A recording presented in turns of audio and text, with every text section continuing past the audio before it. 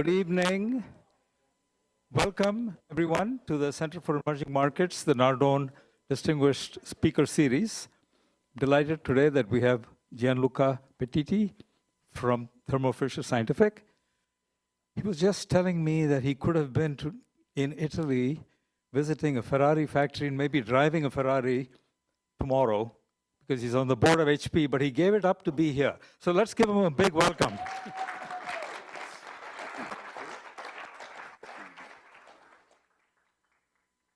Before we do, we have a short video on Thermo Fisher that he would like us all to see, and then we will be on with the rest of the program. At Thermo Fisher Scientific, advancing science has always been what motivates us. Through our unparalleled relationships, we have the ability to generate unique insights. Insights that allow us to drive scientific advancement forward in areas where it matters most. And our goal is to always enable our customers' success, providing the capabilities, innovation, and insights to help our customers make the world a better place. This is how we live our mission of enabling our customers to make the world healthier, cleaner, and safer. We work with our customers to produce life-saving medicines, and we develop and produce diagnostics products to help keep people healthier. And through our customers, we contribute to a cleaner planet by supporting clean air initiatives in more than 75 countries globally. We're also helping our customers advance clean energy using our instruments to help develop more efficient and powerful batteries. And we're enabling a safer world by supporting food safety testing and detection of controlled substances in more than 50 countries. We have the breadth and depth of capabilities and the reach to be there in moments that matter, enabling breakthroughs that improve human health, the health of our planet, and the safety of our communities. And because we have the best team in the industry, our more than 120,000 colleagues make this a reality each and every day.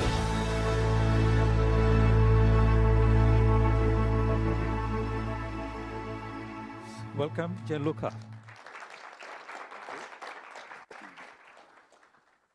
Thank you. Yeah, so, you're an important relationship for us at Northeastern. You're one of our neighbors, headquartered here in Waltham.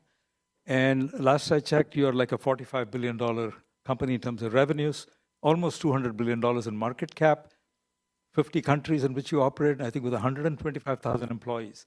So a really important player in the Massachusetts area. And we are delighted to have you with us today. We've always had a close relationship with Thermo Fisher. I think today the relationship is getting a little bit closer. So through your participation. I'm also delighted. I gave up Ferrari to come here, so it's good. I know. I mean, this is a true. When I met Gian in his office, I invited him to join the advisory board of our Center for Emerging Markets. And my last words to him as I was leaving was, I hope this can be the beginning of a beautiful friendship. Remember that line from, some of you are too young maybe, Casablanca? And so I do think we are on that journey. So thank you so much. Tell us a little bit about yourself and your own journey and your own professional journey starting from Italy. How did you end up here in Thermo Fisher doing what you do? Well, first of all, thank you. And indeed, I hope is the start of a long friendship, not only between us, but also with Northeastern, because one of the things we believe at the company at Thermo Fisher Scientific is that pleasing and helping and enabling our customers to make the world healthier, cleaner, and safer is our mission, but it's equally important to do that within the community we operate in. And we have such a vibrant community here in Boston and in Massachusetts, and Northeastern is a gem. And so I certainly hope that that vision and that encounter becomes reality over time. I don't love to talk about me, but I'll spend a couple of minutes. I was born and raised in the northwestern part of Italy, close to the border with France, in a very small village. I actually was born and raised in a farm for the first 5 years, and then we moved. 30,000 people, very small village. I decided to study engineering of all sciences, and After that, I joined GE. After that, I decided that I was more interested in biotechnology, and so I had an opportunity to join a company called Applied Biosystems that had the first generation sequencer used to sequence the human genome back in the year 2000, few $1 billion and few years to do that. It's amazing if you think today cost less than $100 and it's very quick. And so we can sequence hundreds of thousands of genomes, and it's transforming the way that we approach medicine. Soon thereafter, the company got acquired from a company called Invitrogen. It became Life Technologies. And I shared with the leadership team that had the opportunity to meet, maybe hear a little story. I had the opportunity to meet the CEO of the company because I was in the boardroom in the first integration meeting. Now, you might think you were very important then. No, I was the guy moving the slide in the boardroom. That's why I was there. But, you know, at times it's more important to be at the right place, the right time, I suppose is your role. And I had the opportunity to share that I was interested in business. I was in finance back then.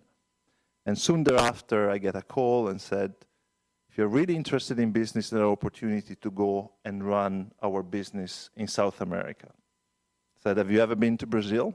I said, no, I've never been there, but I'd love to try.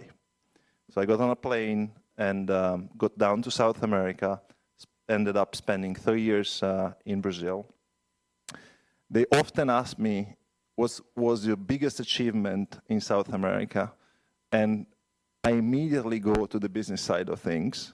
But then I remember that my wife is from São Paulo, Brazil. And so my biggest achievement was meeting my wife, Mimi. Soon thereafter, we moved to China, where we ended up spending 5 years. And our first week in China was when Thermo Fisher Scientific acquired Life Technologies. It was 2013 when the deal was announced. It closed in 2014. And we became part of this incredible company and incredible family. 5 years in China. Again, I can talk about business for hours, but perhaps the biggest achievement were our 2 kids. They were born in Shanghai, so I think technically made in China. And we came over in the US in 2018, early 2018. We moved to California, where I ran our biosciences business, and then in 2019 I took over Diagnostic when we thought Diagnostic was somewhat of a steady Eddie, predictable industry. January 2020, COVID happened, so it was again like being in the emerging market, fast growing and fast and furious, I would say, but an incredible opportunity to work with our 120,000 colleagues at the company to truly have an impact in the way that society reacted to the pandemic. And we can unpack that a little bit in terms of impact later if you want. It was a really unique experience and times. And then after about a year or so, I was asked to take over our technology businesses. That's what I run today. The company has, as you said, more than $42 billion in revenue. About 60% is services. We do clinical trial. We manufacture drug for pharma company. We distribute product through our Fisher channel. And then we have a product side where we have everything from mass spectrometer to next generation sequencers to laboratory product, very exciting solution to do protein analysis. We just acquired a company. We have some colleagues here today called Olink. We'll talk about that as part of our innovation roadmap and more. And I also support the company with innovation and digital transformation and AI. And so that's me in a nutshell. Moved to Brookline in 2020, mid-2020. And so I'm 5 minutes from here, so I can come over anytime. Oh, that's wonderful. Very, very convenient. Having lived and worked in these different countries, what have you learned about the challenges of working across cultures? And what is it like for you, someone who started in Italy, working for a US company? Fantastic question. Well, first of all, I learned not to give anything for granted because I would say probably the most important thing when you start to work and live in a country that is not yours is to learn and finding the opportunity to have agility in the way you learn, being curious. And I can tell you, Europe, South America, China, the US, very different, I would say, history, traditions, culture, and so it was incredible. The one thing that has been common in each country that we lived in was the possibility of learning a new language. And that's something that we did as a family as well. I have to say my Chinese is not that good, but we made a point to learn. And in that way, try to absorb the culture, understand how to live as part of the society, how to connect, to be part of that culture, living there, and not only just being there for a small part of our journey, which I think it made a big difference. And that then, I think, helped me personally to understand how to lead in different countries, because the way that perhaps you inspire and lead in areas like Brazil versus China versus the US is quite different. Can you give an actual one example of how you would pretend you're in Brazil? How would you lead versus if you go to China versus Sure. coming to the US? I'll give you a sport example, and it's interesting to look at countries with the eyes of a sport expert, perhaps. And you look at some countries, they are incredible at team sports, and it's certain for Brazil. You think at Brazil, you think at soccer, right? What we call football in Europe. But soccer, they're phenomenal. They have the highest number of World Cup wins. You look at China, they're very good at team sport as well, but perhaps they excel as well a lot in individual sports.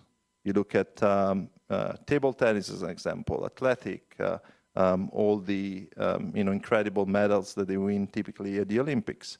And there's a part of the, I think, education system that is, in a way, driving nuances in the way that teams work, in the way that you, again, lead and inspire a team in different countries.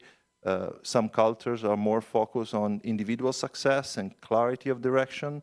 Some cultures are more focused on collective success and clarity for the team and what success means as a team. So this is an example of nuances.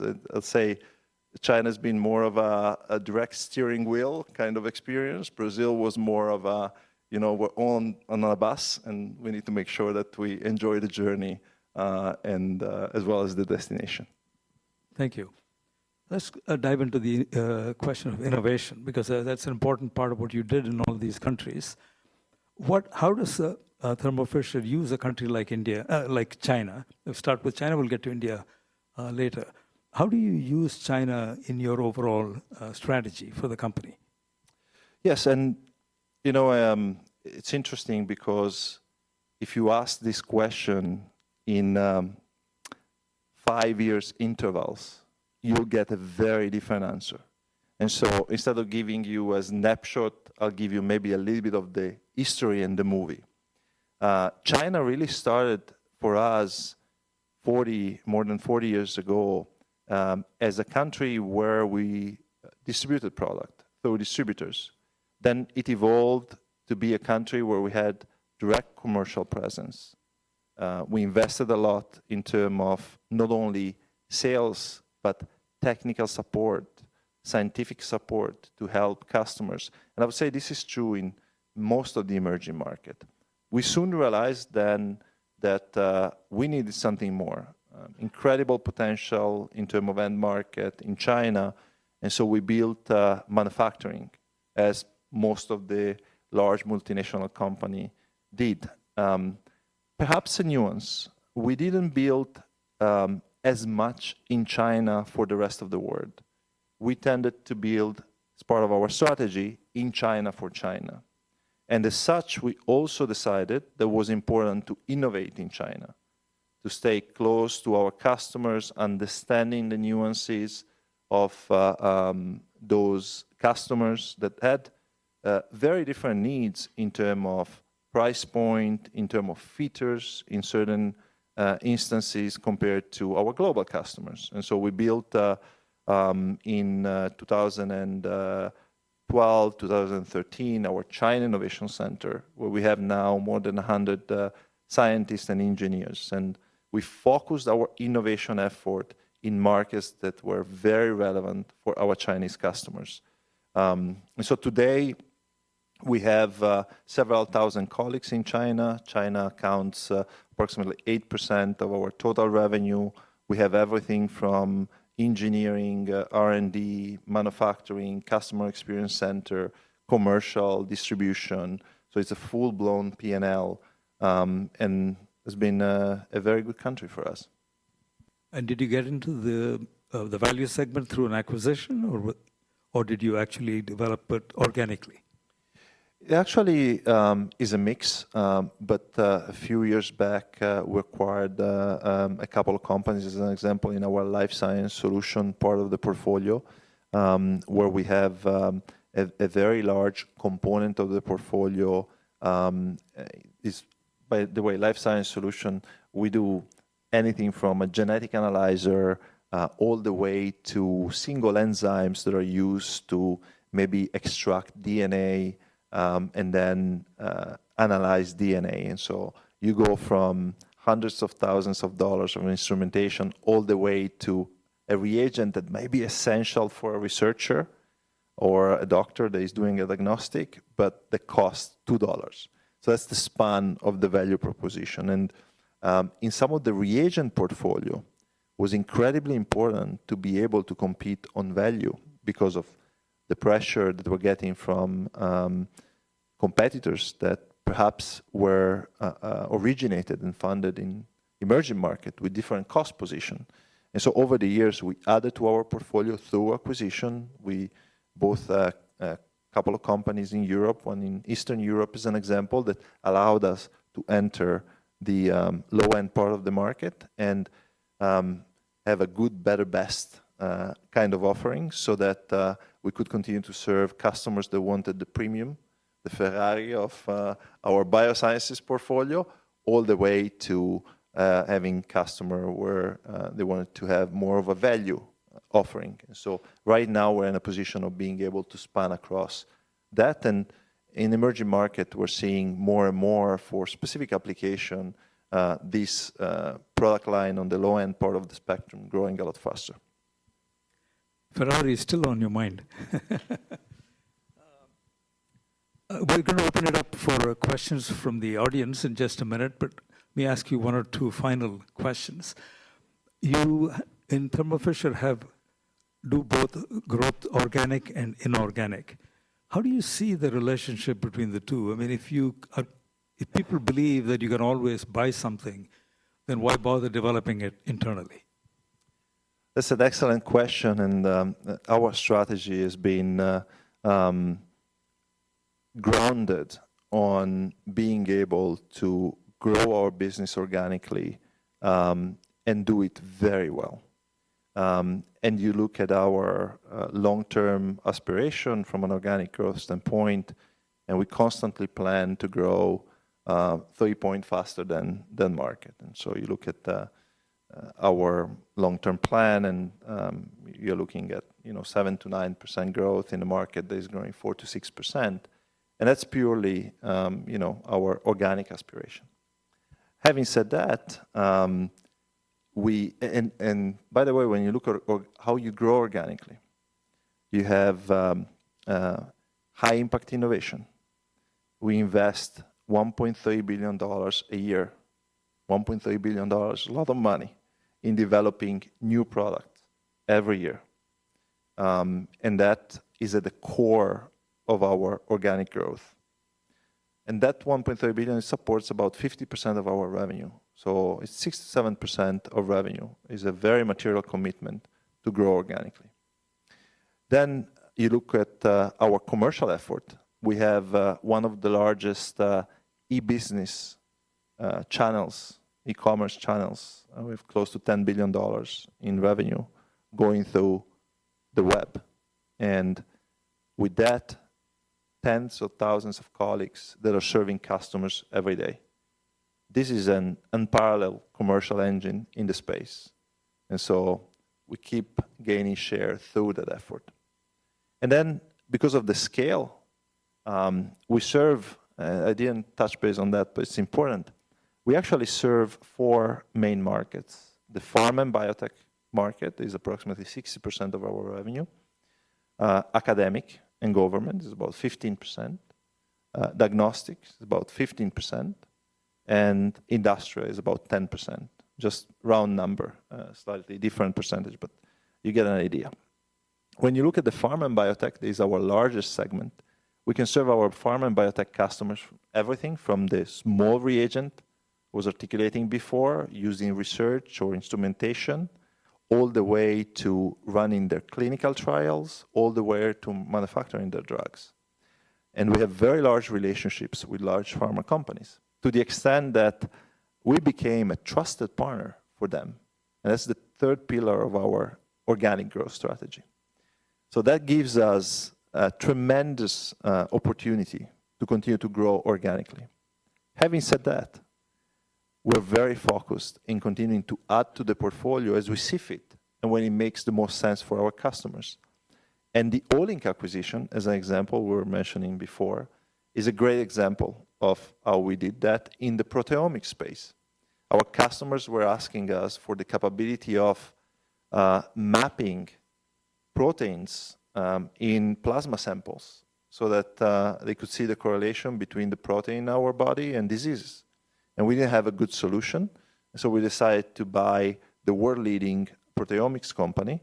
We invested north of $30 billion for that acquisition, and we're now taking the opportunity to bring that to our customers in conjunction with technology like our mass spectrometer and all of our suite of reagents, sample preparation, again, becoming a trusted partner for our customers from a scientific standpoint in a multi-billion-dollar field like proteomics.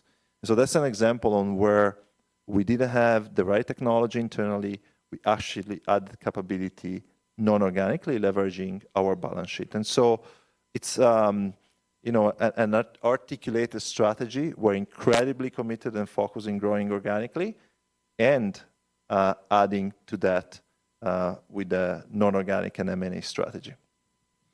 Okay, this is my last question. Then we're going to open it up for Q&A. If you have any questions, please raise your hand.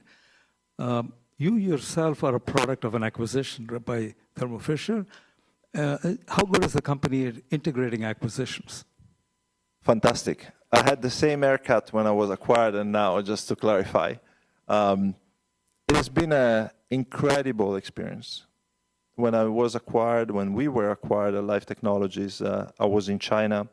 I was the president of our China Life Technologies business, and I had the opportunity as the acquired company to contribute very materially to the integration. And in fact, they asked me to lead the integration of our China businesses, reporting to Mike Schaefer, that at the time was the president of our China business at Thermo Fisher Scientific. And it was, first of all, incredibly inclusive, allowing us coming from Life Technologies to be part of the journey, be part of shaping the culture of the company. And so that was the starting point. And then I have to say, I witnessed over the years, the pragmatism in the integration strategy that was grounded on our customers. Remember the mission of the company, enabling our customers to make the world healthier, cleaner, and safer? It's not just a mission. We start asking ourselves, are we doing the right things for customers? And if the answer is yes, then it's easy to get to then operational answers. And I have to say that the company always behaved with that customer centricity with the well-being of our colleagues in mind, and then obviously focusing on making sure that there's strong return for shareholders. And it has been a great journey for me personally and for thousands of colleagues at Life Technologies. They're still today part of Thermo Fisher Scientific. I was saying I was in Brazil recently. It was so great to see the many colleagues there that were part of Life Technologies still today working incredibly hard to make the company and our customers successful in South America. So a great acquisition and still generating synergies. Terrific, thank you. Will anybody have any questions you'd like to start? Dwayne? Yeah, just if you don't mind, because it's being live cast. I'm lucky to get. Oh, okay. Okay, thank you. My question is: have you seen more U.S.-based healthcare company plan to entering China market or fewer? That's an excellent question. I think there's been a steady influx of product in China and companies in China. I wouldn't say that I've seen an acceleration or deceleration, but certainly as a result of COVID, the challenge for smaller company to access the China market, I think, has increased because, not because of more complexity, but just as a result of the fact that the country matured a lot during COVID from an innovation standpoint in the healthcare space. We're seeing a lot more, I would say, sophistication in the local players in their value proposition. And as a result of that, there's less need of imports. So I would say that's probably the change that I've observed from pre-COVID to post-COVID. Ruth, then Alvaro. The students, no? The students? Hey, nice to meet you. My name is Pratik here. As I mentioned, I completed my internship with Thermo Fisher recently. My question here is regarding leadership, right? So how do you manage leadership at a geopolitical level? What are the challenges that you face? And then how do you take it and how you overcome that personally, you being an executive vice president at Thermo Fisher? Yeah. So first of all, thanks for being an intern at Thermo Fisher Scientific. How was the experience? Right. It was overall great experience. It was an 8-month internship last year from May to December. And I was a part of the global procurement team, global business services. And yeah, it was an overall great experience. I attended the quarterly town halls in the Waltham office. I was able to look at, Mark Casper, the CEO, giving the quarterly town hall speeches. And then I met you there as well. So it was an overall great experience for me. Wonderful. Well, thanks for doing that. Congratulations. I also started as an intern as well, not at Thermo quite, but very close. And so I encourage all the students that are listening today to find ways. And I know the universities here in the US are a lot better than in Italy. When I said to my professor back then that I wanted to do my internship and do my thesis, they said, no, this is not normal practice. Why do you want to do that? And it was the best thing I did because I learned a lot in a, call it, low pressure environment at that time, and it was really, really helpful. So do that. The question was around leadership and some of the challenges that we face from a leadership standpoint. And, from a philosophical standpoint, when I think about the challenges, a lot of leaders and colleagues and managers, at times they focus a lot on what is happening outside. And one thing that I love is sport. And one of my favorite athletes is Rafa Nadal. He's a very famous. Do you all know Rafa Nadal? By raise of hand? Great. So everybody knows pretty much Rafa Nadal. Who doesn't know Rafa Nadal is an incredible tennis player. He was able to win 14 Roland Garros French Open tournaments, which is, unmatched, one of the most successful. And I remember an interview one day, and they asked him, Rafa, there was a lot of wind today. How did you manage to navigate the conditions? And he said, well, it's very simple. Wind is very fair. It's there for everybody. And so I tend not to focus too much on the environment, obviously to rationalize what is happening around us, but more to try to understand how we can have an impact. And so I think in these days, it's particularly important from a leadership standpoint to remember our teams, our colleagues, the importance of focusing on impact, as opposed as being distracted of what is around us. And so that's one thing that is super important and trying to do. The second thing is talent is fundamental. 120,000 colleagues, but even in a much smaller company, the company is really made of our colleagues. And we're incredibly fortunate at Thermo Fisher Scientific to have an incredible team. Being able to find, inspire, and retain top talent, it is top of the list. Every day when I wake up, I always feel somewhat unsatisfied about something. Don't tell my wife, but she always reminds me. She said, "Can you?" In Brazil, they say, "Can you pegar leve?" It means for there's some Brazilian or Portuguese speaking. Can you take it easy? But I tend to wake up in the morning and think at what can we do better, and talent is never green.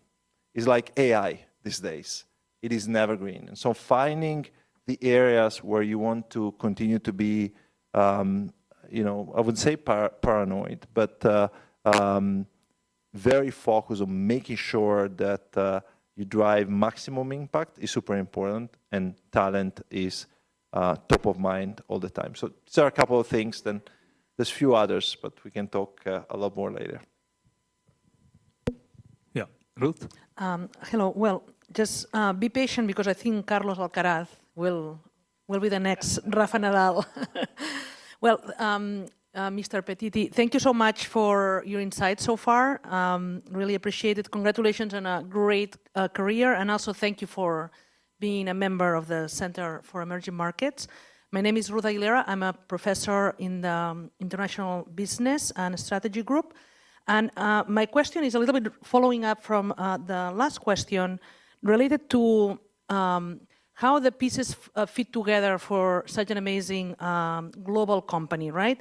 So here I'm talking about, I would like you to comment on what is, just kind of putting together the comments that you made. So at the very beginning, you said national culture is very important, but it also seems that that for Thermo Fisher, and especially through the integrations, that company culture is super important. And then how do you reconcile that with this customer focus that it's very localized, right, at the markets? And the customers in India are very different than the ones in China, than the ones where I come from in Catalonia. And then finally, you ended your remarks talking about that we're staying very strong for the shareholder returns. So you also have these shareholders, mostly in the US, very diversified, that you need to please, and they're watching you, what you're doing, right? So my question in general is like, how do you put all these pieces together for them to be aligned, right? Like these conflicting, sometimes, stakeholders. Yeah. Ruth, thank you for the question. And of all places, I was in Barcelona yesterday. So I just flew back. Yeah, I spent 2 days there. I was elected, I had the honor to be elected on the board of HP. And you might know that in Sant Cugat, there's a very large site with few thousand employees doing research and development. And I'm telling you this because, and it's the same for Thermo Fisher Scientific, by the way, the commitment to the local communities and being local in the way that we do business, I think is at the center of reconciling what you asked. Because one, understanding customers, it means being close to them. And from a culture at the company, we make that part of the way we lead and the way we try to role model this with our teams. I spend I do about 200 plus customers engagement every year. You say, well, 200 plus, it doesn't look like a lot. But I tell you, when you have a full calendar with meetings and quarterly business reviews, internal reviews, innovation, AI, etc., and engaging with more than 200 customers a year physically, it takes deliberate planning. And but we make a point to do that because it's so important to stay close to the actions, to our customers, to understand them. And then if you understand how to serve them, and these days, big part of understanding our customers is using tools like AI and generative AI now in order to be more effective at doing that, then everything else somewhat works out. Because it leads to the right decisions that ultimately leads to the right profitability for your products because customers are buying more, they trust you. And so that's part of our culture, and it goes through our local teams. We have presence across the globe, and I couldn't imagine the company being able to operate with our local teams, our local presence, our local culture, that then, to your point, are somewhat harmonized from our we call it 4I value at the company, which is innovation, intensity, integrity, and involvement. These are our 4I value, and they're expressed differently in each country, a little bit differently in each country, but they're always the same as part of our culture, our 4I value, our mission, and our vision. Right. Oh, right here. Sorry. Hi, my name is Leonard. Thank you so much for your presentation, Mr. Pettiti. We know cultural intelligence do shape business success. My question to you, what role do you see for culturally adaptive AI in supporting diagnosis? I consult across Africa market. I don't know if you can also mention that, but in terms of Africa has growing economy, underserved region, but how do you see the role of, cultural adaptive AI really supporting diagnosis, if that makes sense? Yeah, so, well, thanks for the question. And I think maybe just stepping back when I think about AI, what a terrific time and age we're living in. When you think about the opportunity of seeing transformation and living transformation, I think this is unprecedented. And it's not only unprecedented because it's going to be, or is now being, one of the revolution of our times, but it is also happening at an unprecedented speed. I think that's what is quite unique about it, and being able to experience that is quite unique. So let me start there. And one of the things that I encourage our teams to do is to make sure they truly understand AI and they truly understand the impact that that can have on our colleagues, the way we run the company, on our customers, the way we serve them, and on our products, because our products are changing. At times you won't need a physical product to do certain tasks. There's going to be enough a camera and a smart algorithm to be able to achieve the same task. So start there because I do think that is going to have a significant impact, and especially in underserved market and underserved regions.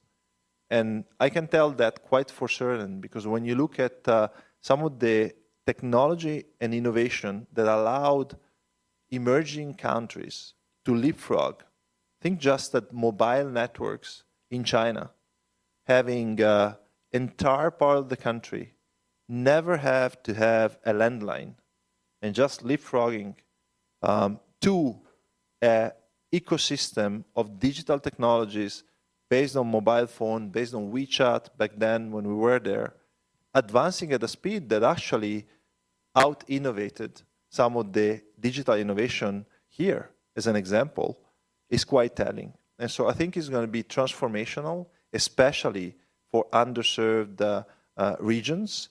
And I'm very excited about it because I think it's going to give tremendous opportunity for then innovation to start to happen in regions like Africa, where there's a good degree of innovation in some areas of Africa. We're present, like in South Africa, where markets are quite advanced.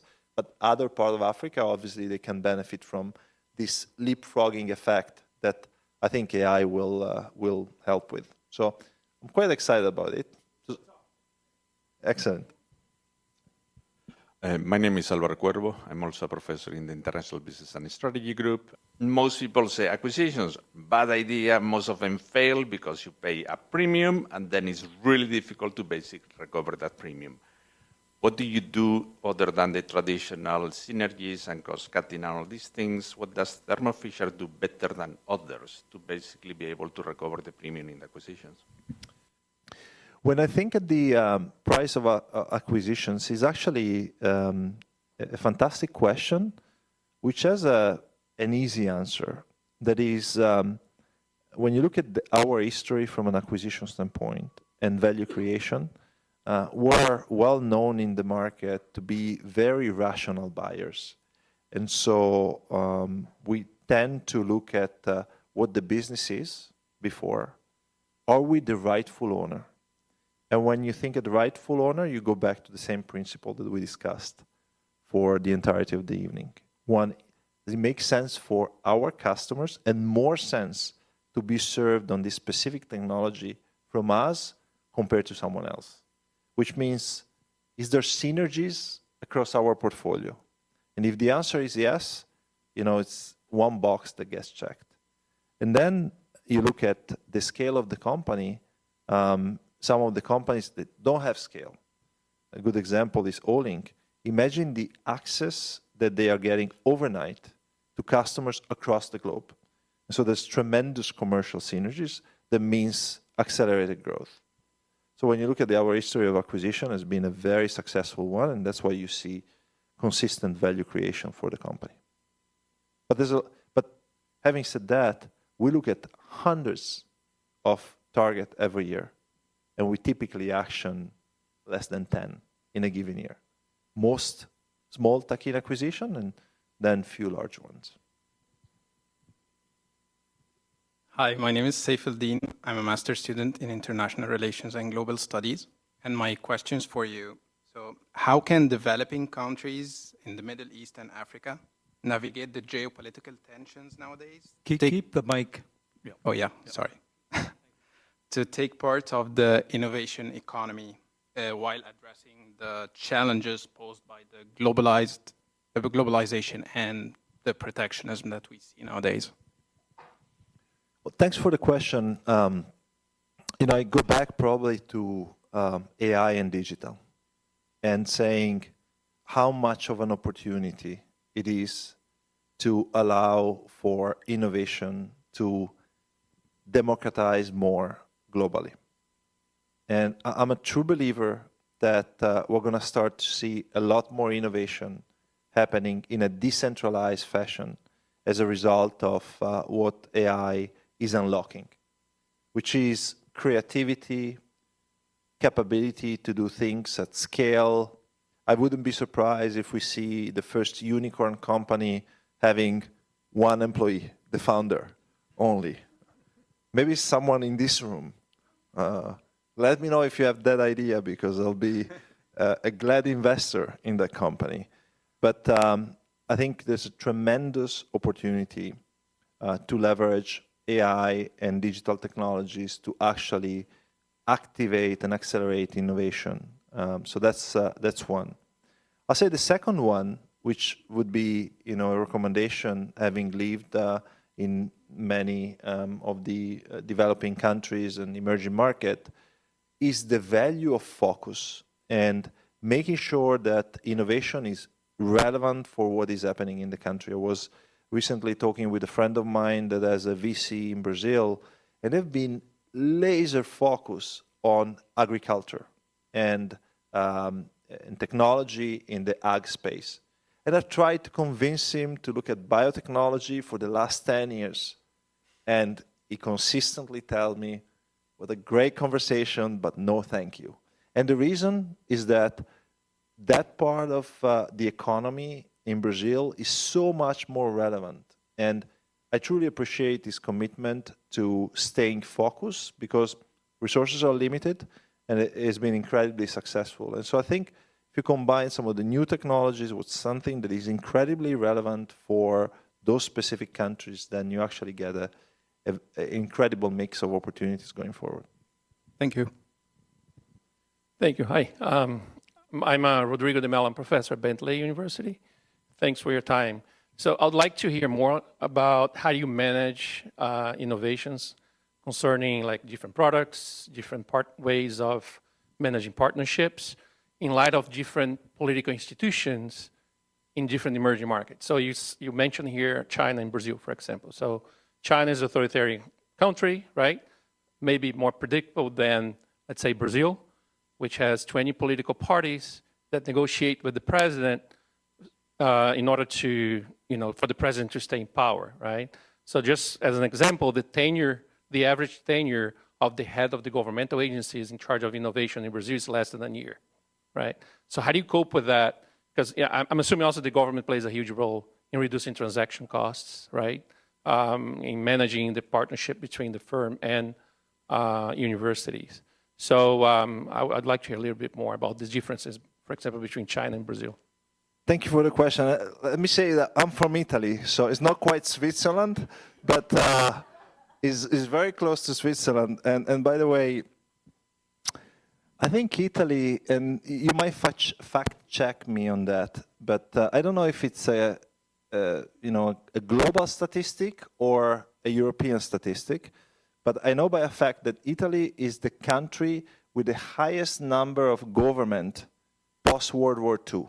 Like, I don't know if it's worldwide or in Europe, but fact check me with ChatGPT or Gemini or whichever LLM you're using.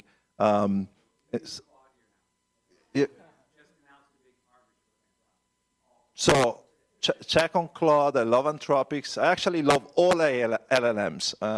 But so I totally get it. I say, by and large, at least our experience in dealing with different administrations and certainly some of the churn that you get has been ultimately positive. We've lived, by and large, over the last 20 years in very stable, I know this sounds strange for these days, but in very stable funding for research across the globe. Yes, there's up and downs, there's instability at times, but I think the funding in academic has been quite steady. And you look at companies that are participating in academic in terms of product supply, etc., steady growth has been a very, very stable environment. And so I think the implication of government change have been less severe of what you could imagine. And that's why I like to stay out of the news and news cycle and spend more time with our customers. I think right now, obviously, there's a fair bit of apprehension because of the changes here in the US. So we'll need to understand how we navigate that. But one thing that I would encourage, and I'll be happy to connect and spend some time on this, is to try to understand how you and some of our customers can use a company like Thermo Fisher Scientific better.